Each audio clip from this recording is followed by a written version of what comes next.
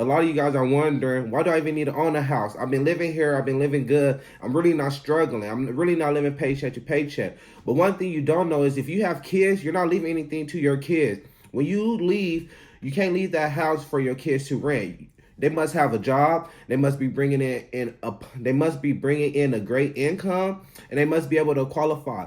Imagine if you own that house and you left that to your kids, and they own that house. They don't need any of that. All they need to learn is responsibility, and that's something that you can teach them with discipline.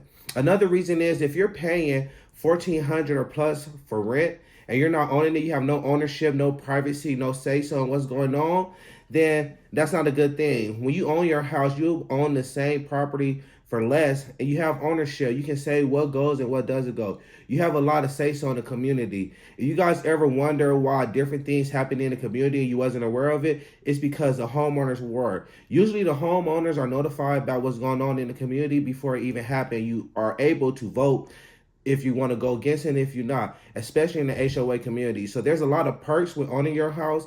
As far as when you rent a house, your yearly rent will go up.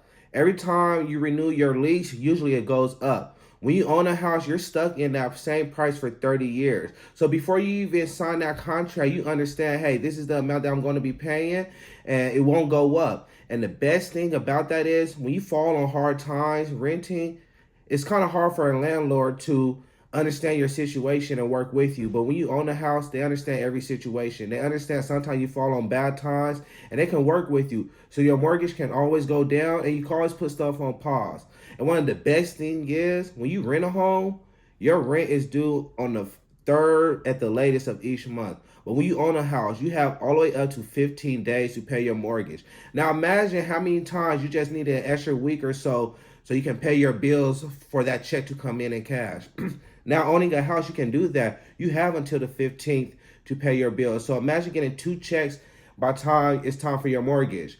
So you can do things like that, and it builds your assets. When you're renting, you have no ownership, you have no assets, you have nothing in your name. But when you own a house, you're building assets, and you have something that you can leave for generational wealth. So